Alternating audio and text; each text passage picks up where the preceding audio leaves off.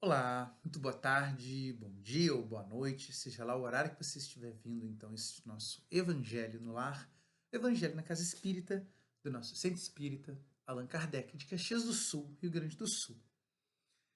Então, neste momento de hoje, que os nossos pensamentos sejam purificados e limpos, que o nosso coração possa estar calmo, que as preocupações que não conseguimos resolvê-las agora e no hoje, que possam ser acalmadas, que podemos pensar em resolução do que nos está à mão hoje e o coração esteja limpo e puro de amor e carinho, para que possamos seguir o nosso dia com boas ações e não com a ansiedade que nos paralisa.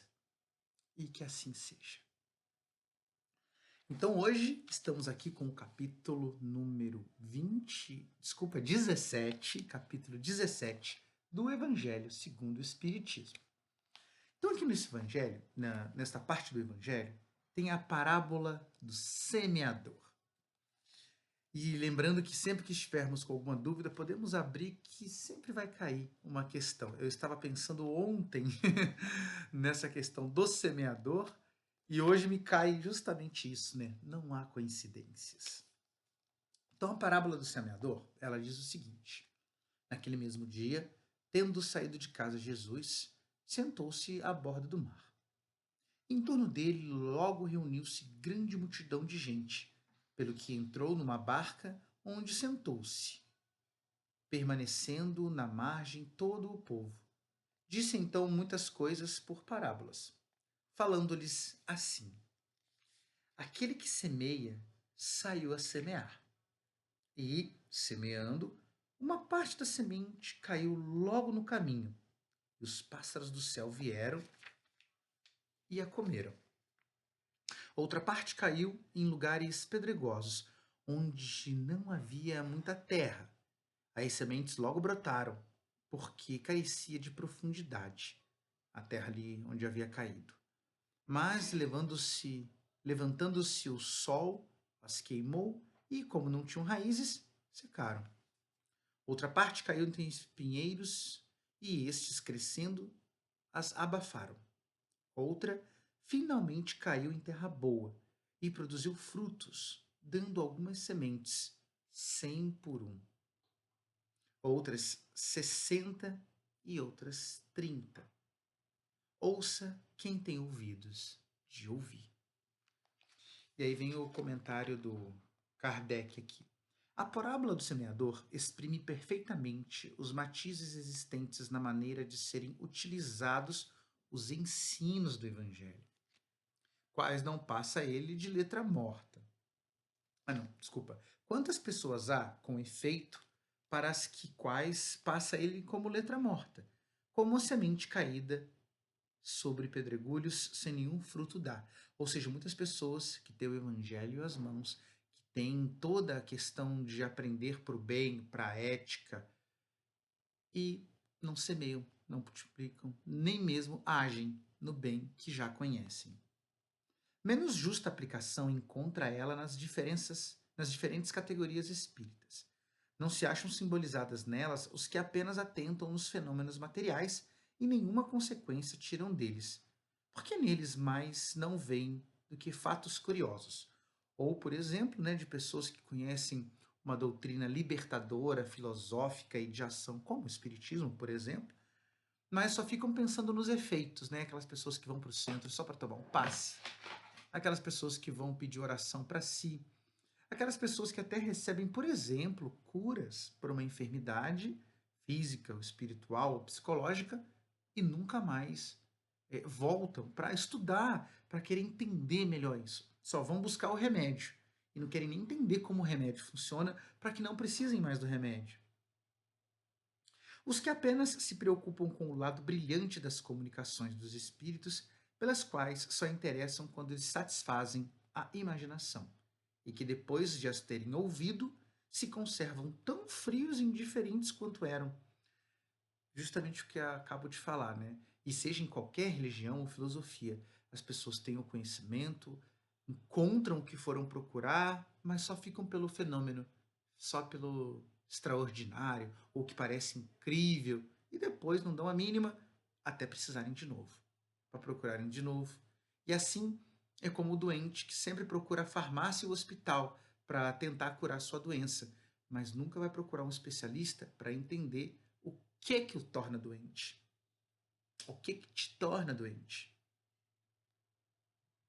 Os que reconhecem muito bons os conselhos e os admiram, mas para serem aplicados aos outros e não a si próprios. Bem isso. A tal da lição moral de cueca, como diz um ditado popular, né? A pessoa quer dar lição de moral nos outros, mas está totalmente inadequada. Aqueles que finalmente, para os quais essa instrução são como a semente que cai em terra boa e dá frutos. Então, que possamos pensar qual desses patamares nós estamos, né? Eu creio que muitos de nós, dentro da doutrina espírita, por exemplo, temos como em outras religiões, principalmente nós que viemos de outras religiões, como é o meu caso, de ver muitas pessoas que vão para o culto e vão lá só ouvir a palavra do pastor e depois voltam a ser elas mesmas, que vão para a missa tomar a hóstia e saiu da igreja vai ser ela mesma, vão para o centro espírita tomar o passe, saem dali sendo elas mesmas, como se nada do que ouviu e viu dentro do seu templo, do seu lugar, da sua filosofia, chegasse realmente ao coração. Às vezes nós somos tocados por uma boa influência, mas a semente seca, assim que a gente sai ao sol. Quem dera fosse o sol da luz, mas é o sol da ignorância, a semente que queima, que é queimada, que recebe a luz, mas como não está preparada, se queima com a própria luz. E ainda critica outras pessoas que tentam e buscam serem melhores a cada dia. A gente já conhece isso, né, de pessoas que criticam o fulano. Ah, mas olha o fulano ali, no centro espírita, por exemplo, né? Tá falando tão bonito, tão legal, mas ela não faz aquilo que ela pratica. Aí entra uma chave da questão. Muitas das vezes, quem está na liderança, seja numa palestra sobre dirigindo um centro, ou mesmo recepcionando as pessoas, limpando, sendo voluntário de alguma maneira, nós estamos nos lapidando ali. Estamos na busca da luz. E nenhuma vez nós dissemos que somos da luz. Né? Eu digo nós, trabalhadores da causa, né? Do movimento espírita. Né? A gente está lá como voluntário e não estamos nos colocando como melhores, estamos tentando ser melhores.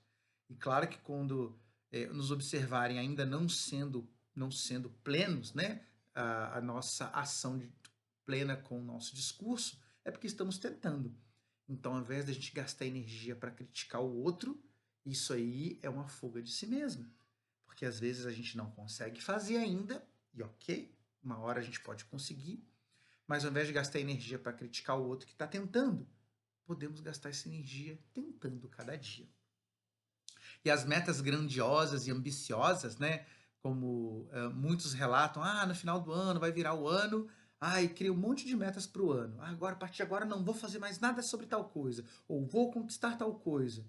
Metas mega ambiciosas para o aniversário, depois do Natal e do Ano Novo, e que não conseguimos fazer. Às vezes a gente cria metas muito grandes porque a gente não quer semear na terra boa, que dá trabalho, precisa ser arada, regada, cuidada, observada, que não é só jogar semente e deixar que a natureza vai fazer o trabalho dela. Às vezes é mais fácil jogar ali no pedregulho ou ao sol sem raízes profundas, que para a gente é mais fácil. Mas também não vamos colher os frutos. E quando a gente planta, se esforça, vai em busca do conhecimento e que o evangelho chega ao nosso coração, pode ser que a semente dê 30 para 1. Pode ser que dê 50 para 1 ou 100 para 1, conforme está no evangelho. Então que possamos ser esses semeadores todos os dias, semeando a luz em nosso coração. Então agradecemos aos amigos espirituais, sempre presentes onde há reunidos 2 ou mais no nome do Cristo. Ele manda seus enviados. E que possa a sua casa e a minha casa ser mais um ponto de luz, onde os amigos espirituais possam confiar o seu trabalho. E se por um acaso vacilarmos nos nossos pensamentos ou nas nossas ações, que não caiamos na reclamação e no desacreditar, que limpemos a poeira, levantemos e continuemos o trabalho. Porque o trabalho é infinito, é eterno, mas a recompensa e a colheita dessa semeadura também é infinita. E jamais plantaremos um para receber um, porque dentro de um fruto você pode contar o fruto, mas jamais poderá contar, ou poderá também sim contar as sementes. Mas depois, quantas sementes virão dessa semente? É impossível saber. E que possamos pensar nas pessoas que estão passando pelas questões da mente, dos que não dormem direito, dos irmãos que têm problemas para acordar, para dormir, para trabalhar, mas que possamos pensar também no nosso papel com os outros seres deste planeta, os animais, a fauna e a flora, que às vezes a gente apenas explora, mas quando vamos a Deus pedimos o melhor para nós, que possamos oferecer o melhor para esses outros seres, para que a divindade possa também nos permitir o melhor. Quando estamos em conjunto, o conjunto também nos é. E que assim seja.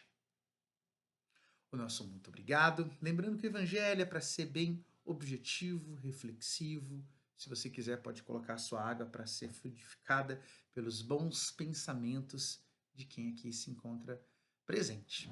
Quaisquer questões podem entrar em contato conosco através da página do Facebook ou no YouTube. E em breve teremos mais potência nas nossas comunicações e presenças, encontros presenciais também. O nosso muito obrigado e que assim seja.